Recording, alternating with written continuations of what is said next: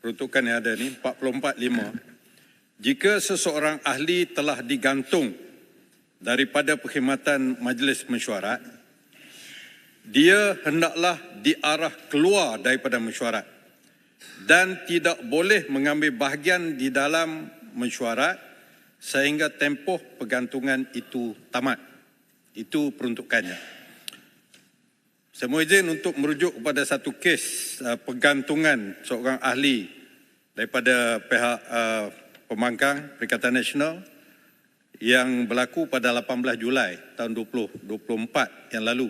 Yang Berhormat, boleh saya teruskan? Ya. Silakan. Yang Berhormat Macang telah digantung 6 bulan. Bermula daripada 18 Julai sehinggalah 18 Januari tahun 2025 selama 6 bulan. Setelah usul menggantung beliau telah dikemukakan oleh Menteri dan diterima oleh Dewan ini dan juga Speaker. Pada 15 Oktober tahun 2024, iaitu beberapa hari yang lepas, hari kedua persidangan, Yang Berhormat Macang telah menerima satu surat daripada Yang Berhormat Tan Sri Yang di-Pertua yang bertajuk penggantungan daripada perkhidmatan Majlis Mesyuarat Dewan Rakyat. Dalam surat ini, para dua berbunyi, sebagaimana sedia maklum, Yang Berhormat telah digantung dari perkhidmatan Majlis Mesyuarat dan Jawatankuasa Pilihan mulai Khamis 18 Julai 2024 sehingga Sabtu 18 Julai 2025 selama 6 bulan seperti usul yang telah diluruskan. Yang pentingnya ialah para tiga, Yang Berhormat. Sehubungan dengan itu, Yang Berhormat tidak dibenarkan berada di dalam Dewan Rakyat, termasuk galeri awam dan tempat pegawai bertugas. Walau bagaimanapun, Yang Berhormat masih boleh berada dalam perkarangan kompleks Parlimen Malaysia dan mengikuti persidangan Dewan Rakyat melalui siaran langsung yang dipaparkan. Berhormat Tan Ketua, saya berdasarkan kepada peraturan mesyuarat yang saya bacakan tadi, iaitu 44.5, seseorang ahli yang digantung berdasarkan peruntukan ini hendaklah diarah keluar daripada mesyuarat. Itu berlaku pada 18 bulan 7. Macang telah diarahkan keluar. Beliau telah keluar. Dan selepas itu pada 14 hari bulan Oktober, hari pertama persidangan ini, beliau telah hadir ke Dewan, ke Parlimen, tidak duduk di tempat duduk beliau. Duduk di public gallery. Tempat orang kampung Ceruk mana pun boleh datang duduk sini. Tetapi Speaker mengatakan Macang digantung 6 bulan tak boleh duduk dalam public gallery. Sedangkan itu menunjukkan beliau seorang ahli parlimen yang prihatin, committed.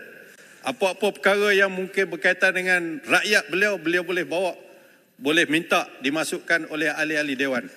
Ya Berhormat, kalau kita ambil contoh perlawanan bola sepak, seorang pemain yang telah di send off, telah bagi kad kuning, digantung berapa lama pun. Bila perlawanan seterusnya, dia boleh duduk di public gallery, boleh tengok bola. Itu bola. Jadi di sini, peruntukan jelas mengatakan dia tak boleh duduk dalam mesyuarat. Tidak boleh mengambil bahagian dalam mesyuarat sehingga tempoh pergantungan tamat. Bahagian apa dia boleh duduk? Boleh ambil bahagian apa? Duduk di public gallery. Boleh bercakap di situ. Boleh bertanya di situ. Tak boleh, Yang Berhormat. Jadi ini apakah kerajaan Madani ini satu lagi tindakan untuk mengikis peranan-peranan yang boleh dimainkan oleh pembangkang ni. Jadi saya minta sangat supaya Yang Berhormat selaku speaker lah pada hari ini buat satu petua. Apakah ini satu peraturan yang ditafsirkan sendiri oleh yang di-Pertua ataupun yang ada dalam ni? Saya mohon itu diberikan perhatian. Yang kedua, Yang Berhormat, saya merujuk peraturan mesyuarat 35.7 muka surat 50. Ya, Berhormat, boleh tak kita selesai satu-satu? Kalau ya, tidak boleh. Tapi saya boleh kemukakan lagi lepas. Ya, after Okey, terima kasih. Okey, terima kasih Tan Sri. Yang Berhormat Speaker, 44.3 tidak langsung menyentuh tentang tidak boleh berada di public gallery. Jadi kita pernah menggantung seorang ahli parlimen pembangkang pada 2 sesi yang lalu selama beberapa hari dan diminta keluar daripada Dewan ini tetapi tidak keluar dan berada di Dewan bukan saja hari kejadian tetapi hari selanjutnya berada di tempat duduk tetapi tidak melibatkan diri dalam perbahasan.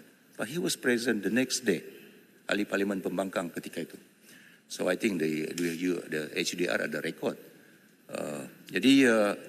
Tapi petuah yang dibuat baru ini tentu sekali tidak dijelaskan di dalam 44.3. Jadi saya rasa itu merupakan satu petuah baru diadakan secara convention tetapi itu bukan convention kita. Terima kasih. Baik, Yang Berhormat Tuan dan Yang Berhormat Kota Baru, Yang Berhormat Tuan dengan Beluran, maaf ya. Yang Berhormat Beluran dengan 10 tahun pengalaman duduk di sini. Ahmad Min, I respect that perspective. You're well versed on understanding of the peraturan of the Dewan. And Yang Berhormat Kota Baru, as a prominent lawyer dengan pengalaman di luar dan di dalam Dewan berpenggal juga. Okey, kalau kita, ini pandangan saya ya, tapi subjected to speaker, ya, because the decision was made by the speaker, right? Baik, kalau saya lihat peraturan perkara yang dah dibangkitkan itu, it involve perbahasan. Ya, 5 tadi kan. Dia ada 2 lim tu, kalau kita lihat ya. Iaitu jika seorang ahli telah digantung daripada pemerintahan masjid, dia hendaklah diarah keluar dan tidak boleh mengambil bahagian dalam mesyuarat sehingga tempoh penggantungan itu tamat. That is lim 1. Ya. Sekiranya mesyuarat itu sedang berjalan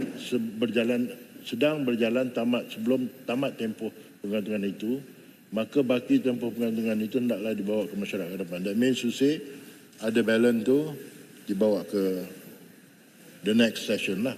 Jadi dari lim. Tapi kalau kita lihat di sini, it remain silent. Yang Berhormat Beluran agree with me kan? Yang Berhormat Kota Baru pun setuju dengan saya. It remain silent di mana kedudukan Yang Berhormat ini berada. Do you agree with me that? Whether he can sit duduk di dalam? I disagree. Pardon? I disagree with you. I beg to differ. Ini saya punya interpretasi ya. It remain silent sama ada kawasan tu. Dia boleh duduk dalam ke, dia boleh duduk di luar ke. It is at the discretion of the judge. Judge ini speaker lah. Kalau saya lihat pada surat yang telah dikeluarkan oleh speaker, kalau para 3, dia menetapkan kawasan mana. Jadi authority yang saya rasa yang buat Beluran akan bersetuju dengan saya, the authority keputusan masih pada speaker. Saya tak boleh override, melainkan kita di majlis ini mempunyai hierarchy of court. Saya still subservient kepada speaker. Apa yang saya cadangkan, insiden yang telah berlaku pada 18 hari bulan tersebut, usulkan untuk keputusan berpandu dengan surat ini. The decision of the speaker berpandu kepada 44 ini dan decision surat ini. Jadi saya harap dan saya cadangkan, kerana saya tidak akan membuat keputusan berkaitan ini. The authority made by the speaker. Kalau saya yang berhormat dalam majlis boleh override dengan keputusan speaker. Hierarki kita di dalam majlis ini. Ini pandangan saya. Ya, Datuk Speaker. Bagi saya selesai satu kejap. Bagi yang hormat. Tak perkara yang sama yang saya nak beritahu. Nantilah saya akan bagi yang hormat. Jangan risau. Saya try to be as fair as possible. So maksudnya Yang Berhormat tidak akan buat apa-apa Saya petua tidak ruling akan pada buat hari ini. keputusan bab ini kerana keputusan saya tak boleh override. Boleh direkodkan, put on record, saya dibenarkan untuk bangkitkan semula apabila dipengerusikan oleh speaker. Baik, untuk rekod majlis saya membenarkan perkara ini supaya dibangkitkan semasa beradanya speaker Dewan Rakyat di sini. Ya. Masya Allah. Terima kasih banyak. Terima kasih. Yang kedua Yang Berhormat, Tuan perkara yang sama. Nanti kita selesai tentang same issue. Ya. Perkara yang saya benarkan Yang Berhormat Besut. Ya. Dulu Okey, terima Yang kasih, Yang Ketua. Beluran saya akan bagi benar. saya lihat arahan yang diberi ataupun keputusan dibuat adalah urusan pentadbiran, bukan berlaku di dalam Dewan. Bermakna keputusan yang muktamad dan sebagainya adalah daripada keputusan di dalam Dewan. Kalau dia berada dalam Dewan dan ada orang bangun beritahu supaya suruh keluar, itu keputusan dalam Dewan. Ini pentadbiran, maknanya boleh, maknanya timbalan speaker boleh override apa. Sebab keputusan bukan di dalam Dewan. Dan saya lihat juga dalam 445 ni, dia maksud tidak boleh mengambil bahagian. Bermakna dia tak boleh berbahas. Kalau dia masuk, dia tak tekan dia punya kehadiran, dan dia hanya duduk. Duduk dan dia tidak bangun, tidak apa. Kalau bangun barulah boleh diambil tindakan. Sekarang tidak ada apa-apa pun. Bahagian yang diambil, betul, silent. Tapi maksudnya bahagian tu. Mengambil bahagian. Apa maksud mengambil bahagian? Kalau duduk, tak mengambil bahagian. Ini mesyuarat, berkenaan dengan mesyuarat dalam Dewan. Ini maksud saya. Dan saya ingin juga rujuk kepada 44.3. 44.3 ni, keputusan yang dibuat oleh pengurusi tempoh hari, yang ketua, dia merujuk kepada usul yang dibuat oleh menteri. Padahal dalam 44.3 yang dipetua ada kuasa penuh. Bermakna kalau dia rasa tak mencukupi hukuman di bawah 44.2 ataupun 44.1, dan dia boleh mengambil tindakan untuk hukuman yang lebih berat. Tapi di sini berlaku seolah-olah macam tak ada pun dalam fikiran yang dipetua pada masa itu untuk mengambil hukuman yang berat 6 bulan.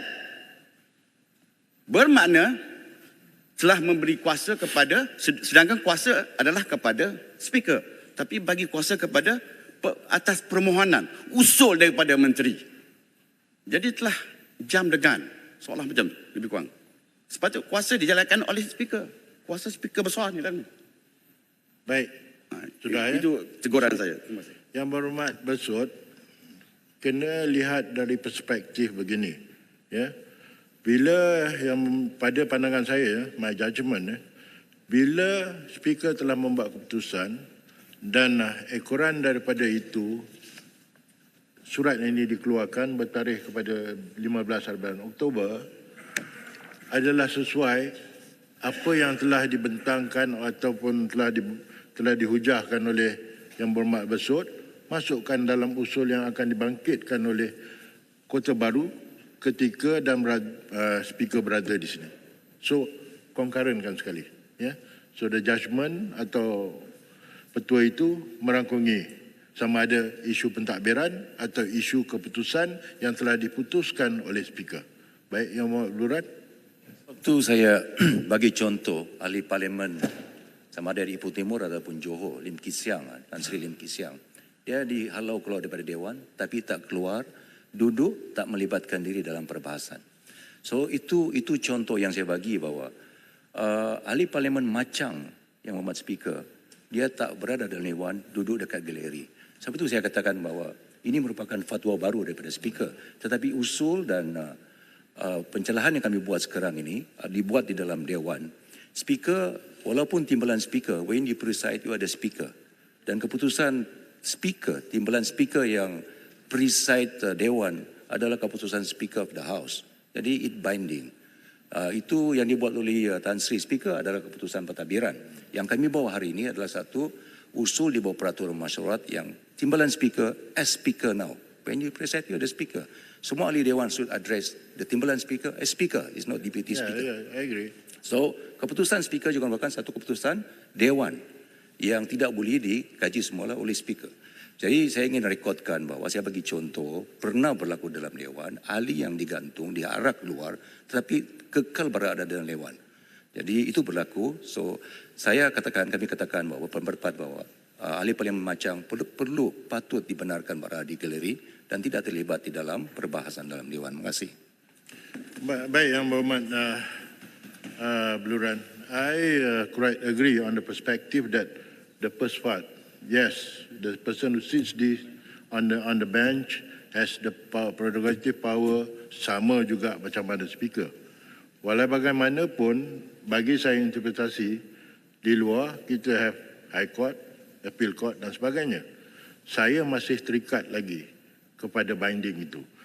Dan bagi makluman yang beluran, if we are going to go on the doctrine of Presiden, saya rasa keputusan untuk saya tidak membuat keputusan itu adalah selari.